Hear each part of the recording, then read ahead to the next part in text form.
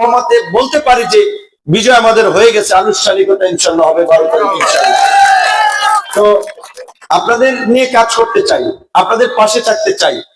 ওয়াজ মাহফিলে যেমন আমি গিয়েছি, আপনারাও আজকে যারা এই আপনার গেদু সাহেব ভক্তবিন্দু আছেন, যারা এই ধরনের উরুস মাহফিল অনুষ্ঠান করেন, তাদের পাশেও থাকাটা আমার দায়িত্ব এবং কর্তব্য। যেই কারণে ওয়াজ মাহফিলে যাই, ধর্মীয় অন্যান্য মিলাদ মাহফিল অনুষ্ঠানে যাই, আপনাদের এখানে এসেছি। এটা আমাদের দেশের বৈচিত্র্য। হ্যাঁ, এখানে আউল বাউল অনেক ধরনের বিভিন্ন সংঘ সংগঠন আছে। প্রত্যেক মানুষের এবং কমিউনিটির স্বাধীনতা আছে কথা বলার, অনুষ্ঠান করার, কাউকে বাধা দেওয়ার, গায়ের জোরে কারো উপরে হামলা করার, অনুষ্ঠান ভণ্ডুল করার এই ধরনের ঔদ্ধত্য আমরা দেখাবো না। এতে সমাজে বিশৃঙ্খলা বাড়বে, নৈরাজ্য হবে। তো আমার এখানে মূল আসার কারণ এটাই, আপনাদের প্রতিও আমার সংহতি সমবেদনা জানানো, আপনাদের পাশে থাকবো। দল মত ধর্ম বর্ণ নির্বিশেষে।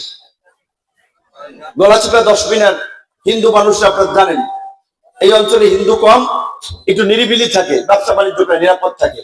কিন্তু আমরা দেখেছি যে অনেক সময় রাজনৈতিক পট পরিবর্তনের পরে হিন্দুদের ব্যবসা বাণিজ্যে হামলা হয়, ঘর বাড়িতে হামলা হয়, অনেক এলাকা থাকতে পারে না, মামলা হয়। 5ই আগস্টের পরে গলাচিপার ব্যবসায়ী বেশি হিন্দু, তাদেরকে দেখা সাক্ষাৎ করে বলেছিলাম যে ধর্মীয় পরিচয়ের কারণে কিংবা কোনো হিন্দু সম্প্রদায়ের লোক আক্রান্ত হলে আমাকে জানাবেন।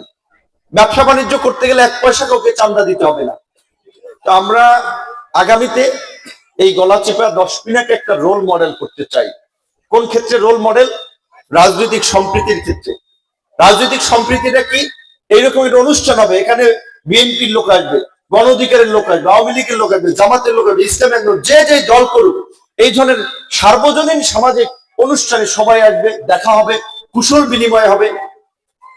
রাজনৈতিক মতের কারণে কারো উপরে কেউ হামলা করবে না, মামলা করবে না, কাউকে হয়রানি করবে না, জুলুম করবে না কারোর সাথে।